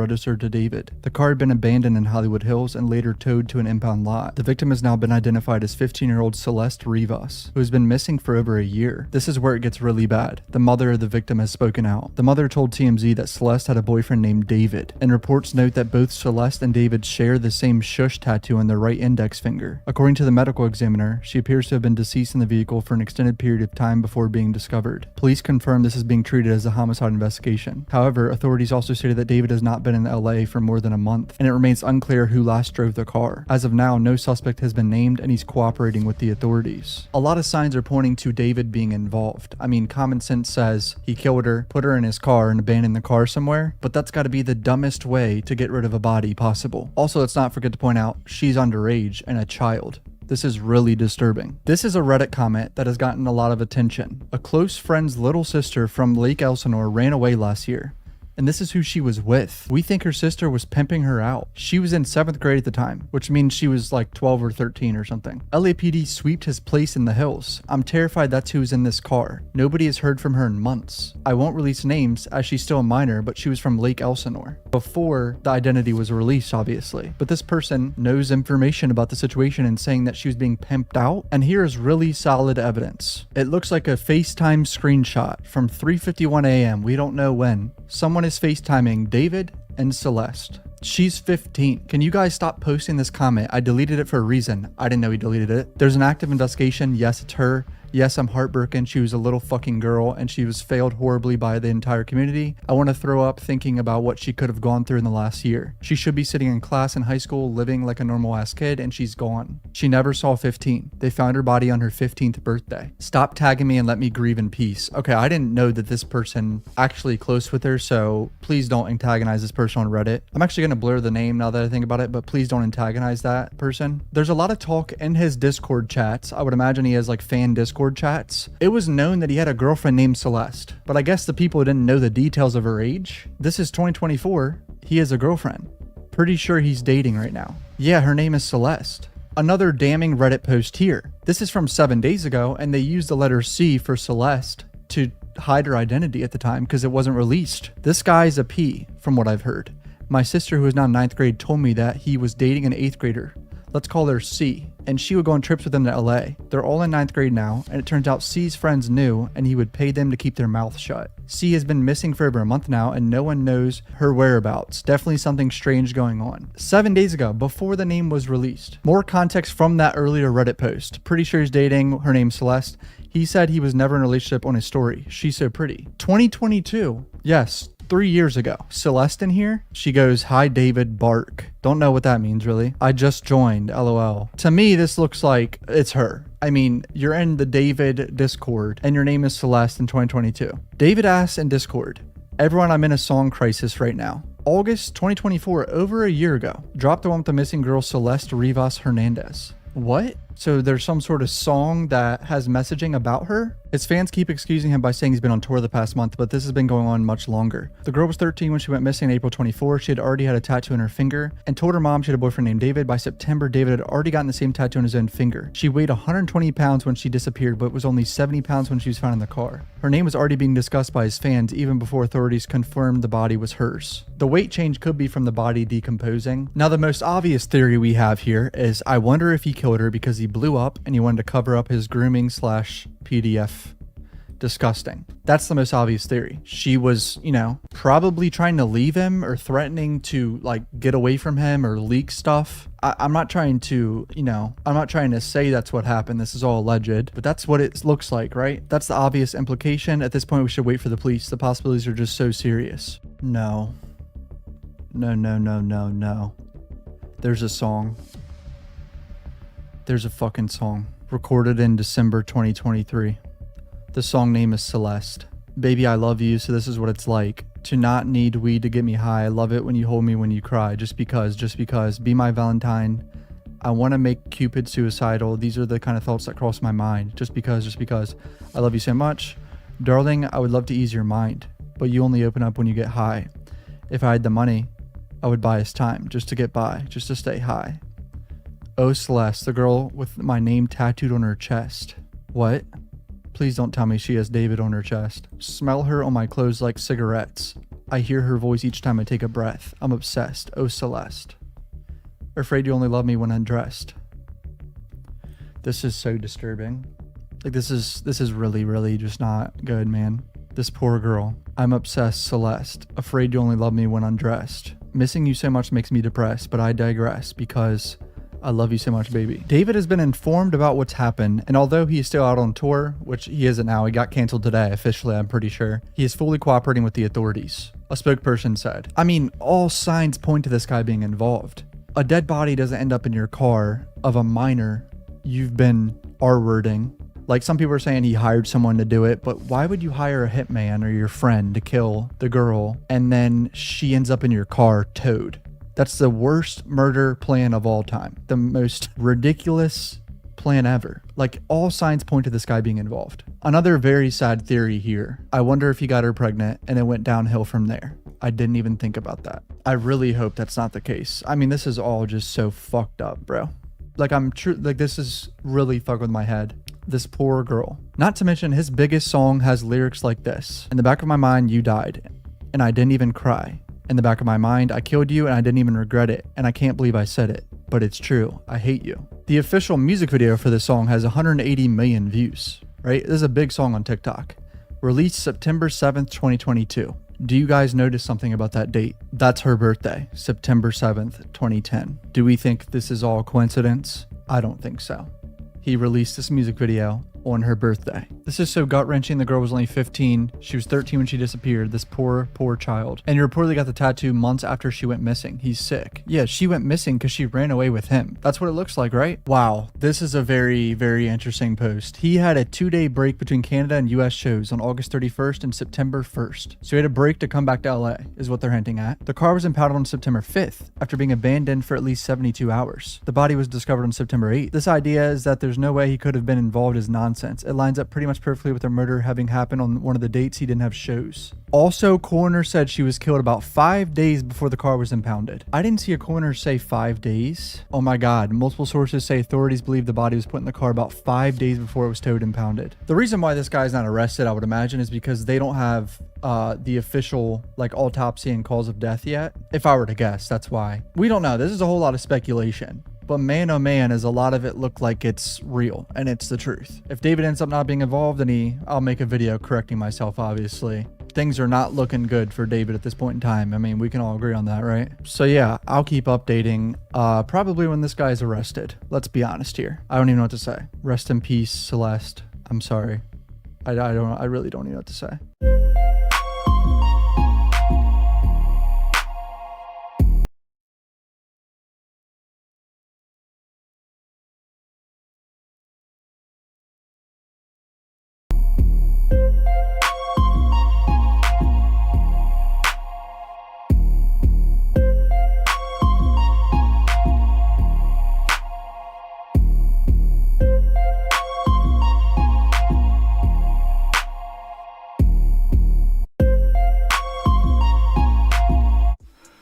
If you hood educated, I'm glad you made it.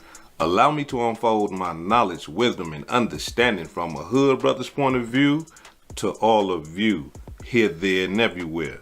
Now check me out. New developments tonight after a gruesome discovery at a Hollywood tow yard. NBC4 Investigates was the first to report the discovery of a body inside of a Tesla that we now know belongs to the singer David. Singer is currently on tour and is scheduled to perform tonight in Minneapolis. A spokesperson tells us that he is fully cooperating with police, but right now, a mystery still remains. Our investigative reporter Eric Litter joins us live from our newsroom. And Eric, we're learning that car was sitting on the street for quite some time here, huh? Yeah, that's right, Michael. Homicide detectives on this case say they believe the person found inside the front trunk of the Tesla yesterday was a woman, but they say it's still far too soon to say for certain if she was the victim of a murder. But that said, our contacts tell us there are sinister signs that this was a crime, but one that could be more than a month old. This was the scene yesterday as detectives and criminalists examined the human remains discovered inside this black Tesla sedan. Several law enforcement sources tell us they believe the dead person was a woman and her body was wrapped in a unique container. All of that weighs into the investigators' belief that she was likely the victim of a crime. The condition of her remains were extremely decomposed, making identification and the rest of the investigation much more difficult. Today, we learned the car had been parked right here at the intersection of Doheny and Bluebird, right on the border between LA, West Hollywood, and Beverly Hills. Neighbors and people working in the area today told me the car had been there for at least a month. City records show the black Tesla with Texas license plates was ticketed once on September 3rd for being parked in the same place for more than 72 hours, but it wasn't towed until last Friday. Then the remains were found yesterday when workers at that tow yard said they noticed the odor of decomposition. As you mentioned, this Tesla is registered to this pop singer who goes by David, spelled d4vd, and the rep for the performer said he's out on tour, out of state, but has been in contact with and is cooperating with police. Back to you in the studio.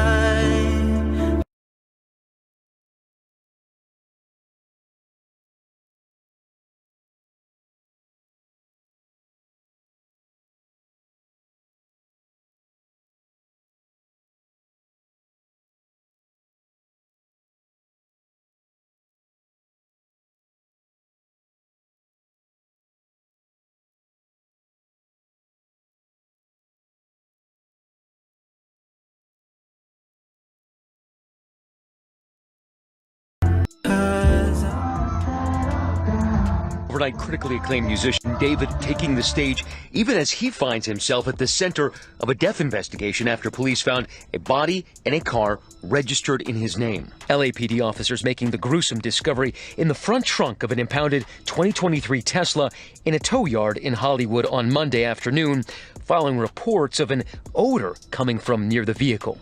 Police say the car had been at the property for a couple of days, and what police are calling human remains had been placed inside a bag. And overnight, the medical examiner saying those remains belonged to a woman whose body was, quote, severely decomposed, but had been about 5'2", with wavy black hair, wearing a tube top and yellow stud earrings. The key to this case is identifying the person that was found in the Tesla.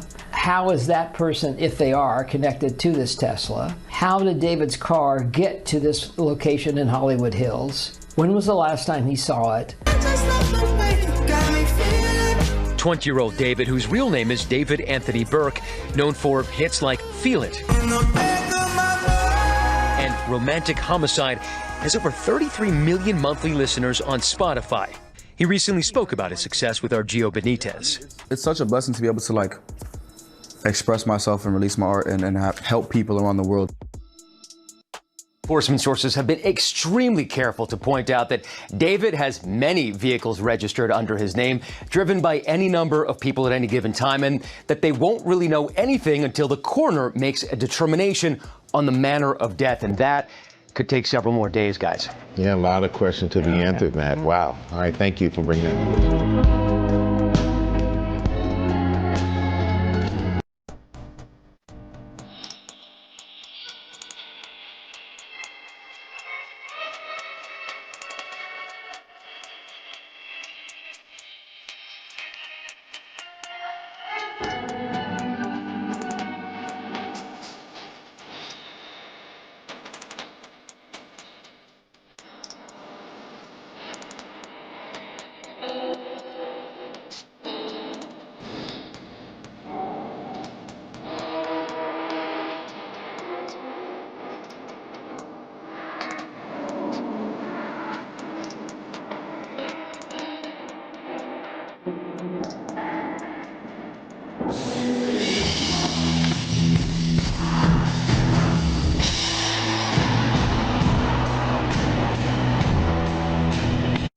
A dismembered body decaying in the California sun in a well-to-do-off neighborhood, sitting in a Tesla for about a month. Now, the cold-blooded part about that right there is that this is when David Burke went on tour about a month ago. And all of a sudden, his car just mysteriously being parked, and there's a dead body that has been dismembered in the trunk. According to reports, they're saying that pieces of the body was wrapped in some type of plastic or something like that. But nevertheless, it was put in the trunk of the car. Now, allow me to say this right here, right? Because, the word on the street is this, that when David, because they have been connected, the dead woman that was in the car, or should I say the dead girl whose dismembered body that was in the car, David and her has been connected. And instead of me talking about it, just allow me just to show you. Check it out.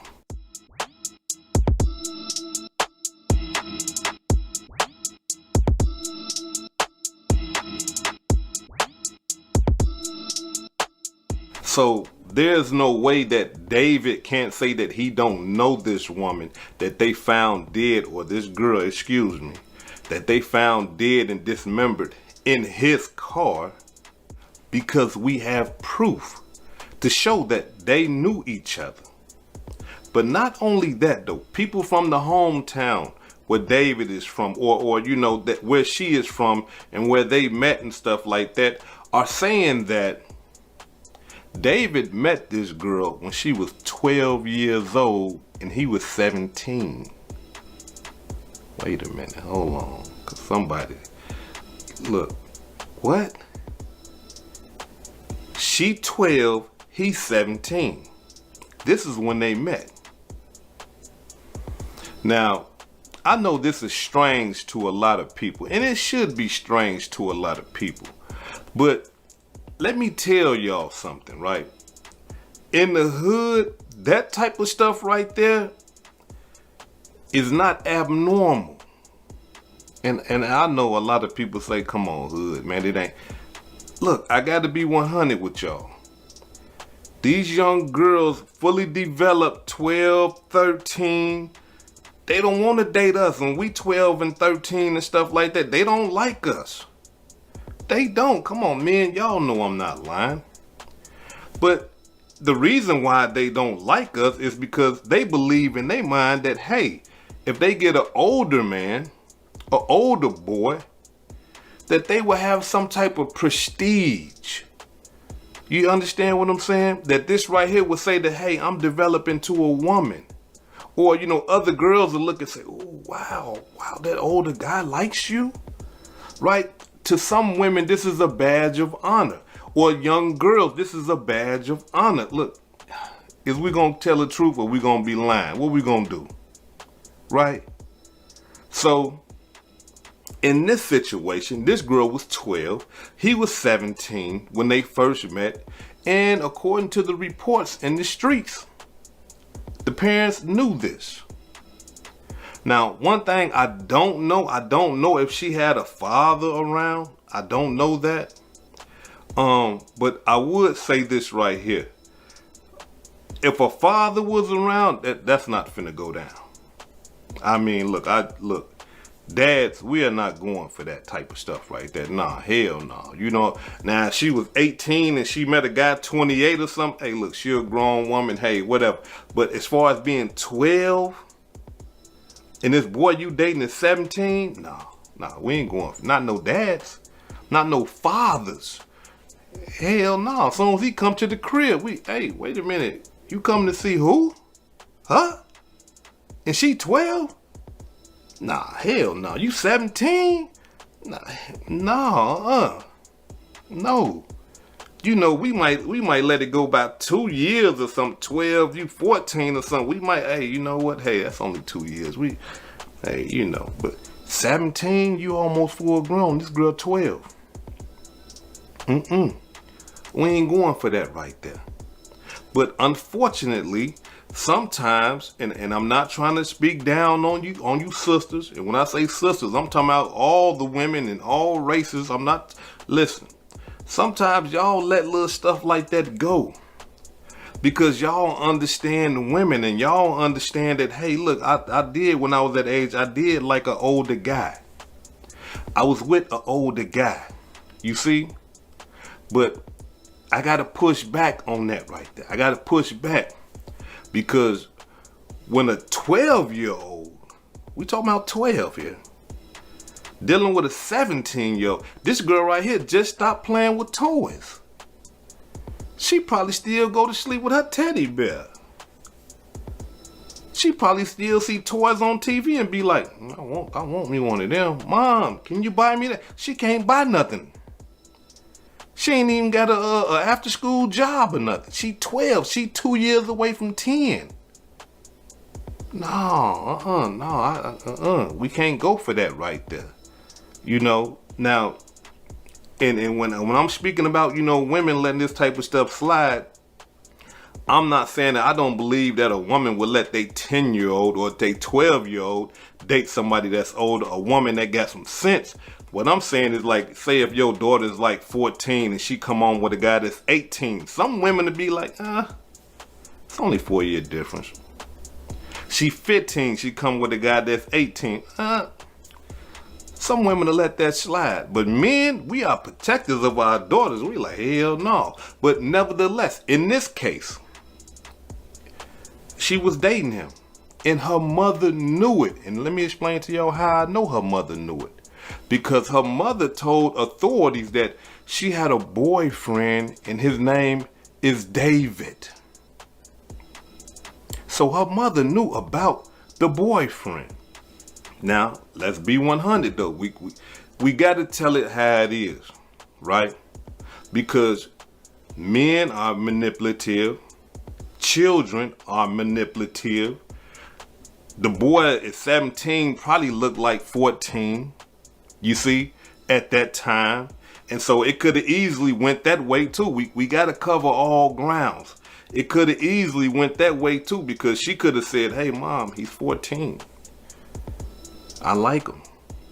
And he could have lied to the mom too and said, hey, you know, I'm only 14. You know, I just want to take your daughter out. And she might have said, okay, well, that's cool. He's only 14. There's no problem there. She 12. And they just playing, you know, puppy love type stuff. You know what I'm saying? So it could have went that way too, because y'all, come on, we girls, women, look, how many times have y'all done lied when y'all was young and told somebody that y'all was older than what y'all really was? Now, being that y'all body done developed a little bit and stuff like that, you can lie and manipulate and say, hey, look, I'm 15. When you really 12. You really 13. I'm 16. You see?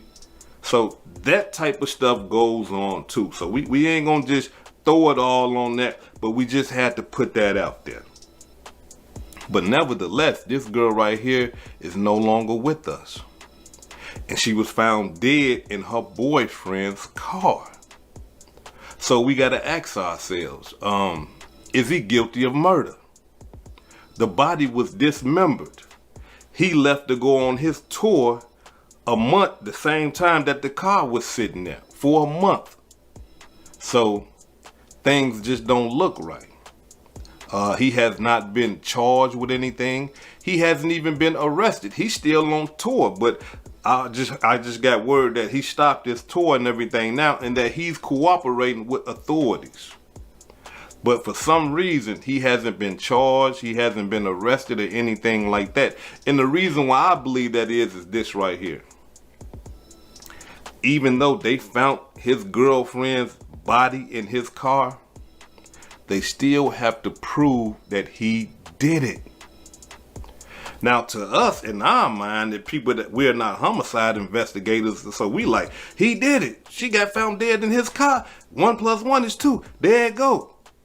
Right? But for a homicide detective and the prosecutors of California, they got to be able to prove the murder. And that's why I think he's not arrested right now. That's why he ain't, been under an well, no, wait a minute. He might be under investigation, but he hasn't been arrested. You understand what I'm saying? And the reason why I believe, because they haven't proved that he killed her. They haven't proved that he did anything that caused them to say, wait a minute, hold on. Just because she got found in the car, they still got to prove that he killed her. They still got to prove that somewhere, somehow, he dismembered her. And they ain't proved that yet. But the cold-blooded part about this whole demonstration is this right here. The Tesla. Now, for those of you who know anything about Teslas, them cars right there got GPS on them. So wherever that car go, it's being recorded. Not just by GPS, but them cars got cameras everywhere. If you drive in a Tesla, you are being recorded. If you go to the trunk of a Tesla, you are being recorded. If you walk past a Tesla, you are being recorded. So if we understand that to be true, whoever put her body parts in that car has been recorded. And it ain't no way around that. That car got him. Whoever drove that car and parked it in that neighborhood and left it there has been recorded. And it's just a matter of time before the police get those videos and start breaking things down. Now, being that they are recorded, and being that people understand that they're going to be recorded when they're dealing with a Tesla, could have ghosted up, put the mask on, put the gloves on. We had all, tattoos and marks that people can identify us on and stuff like that, because we know we about to commit a crime. And we know we got to do it in this Tesla. So they could have easily how you gonna identify that person? You see what I'm saying? But if they was lacking in their intellect as far as what Tesla has to offer, as far as the cameras and the GPSs and stuff like that, and they just, you know, no gloves, no mask on, then hey, yeah, no, they knocked. It's over with. You got to explain why you putting body parts of a human being into a trunk. You got to explain that. And who chopped the body parts up? You know, what happened? You see what I'm saying? So there's a lot going on in this case. And like I say, there's no denying that him and her was together. They had matching tattoos and stuff like that. So him and her was together. But as far as her murder, that's the thing that everybody got to sit back and we just got to wait. And we just got to see what the homicide detectives are going to come up with. And then we just go from there. But let me say this right here before I depart. This girl right here was missing for over a year. A whole year? Now, I'm not saying that children don't go missing and stuff like that, but for a whole year.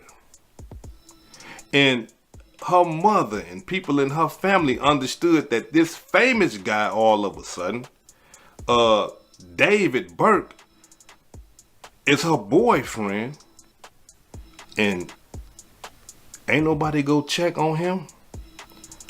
Ain't nobody go call him and post up where he be at or anything like that. Call his mama, his father, his cousins or anything and say, hey man, where our daughter at? This her boyfriend. What's going on here? You see? And I would hope that they did. I would hope that they hunted him down and was like, okay, what, he having a show over here? We gonna be there. Bring the police and everything. Hey, come on. The last person she was with her boyfriend. Come on, we need to go get our daughter. That's the type of stuff that we gotta be on. Because girls do run away with their boyfriends. Come on, y'all, we ain't gonna play. And not only that, girls run away with their boyfriends get the girl and harbor her and say, no, she ain't over here. Because they in love, puppy love and all that old type of stuff. No, she ain't with me, I don't know what's going on. But see, when you get police involved, yeah, now we dealing with something different. Hey, she in there. She was with him. They get to knocking on the doors and getting search warrants and stuff like that. That's just how it go down. And I know this type of stuff, you know, because just when I was young coming up, girls would be trying to run away from home to be around the brothers and stuff like that. But by us being just young criminals, we was like, nah, we don't need that heat. You know, but girls be, I ain't going home. Yes, you is. We over here selling drugs and getting into shootouts and stuff like that. We don't need no unwanted heat. We already got enough heat. So no, you got to go home. Just come back tomorrow. You know, you can spend the night on the weekends and stuff like that. But no, you can't just not go to school and not be around. No, hell no. We don't need that. Because we understood what comes with that. But some guys don't. They be so in love with a young girl in that puppy love that they be like, hell no, come on, yeah, you can be with me. You want to run away? Come on, shit, let's run away together. And that's what it appears like, you know, when you put everything together. But we got to be more proactive with our children.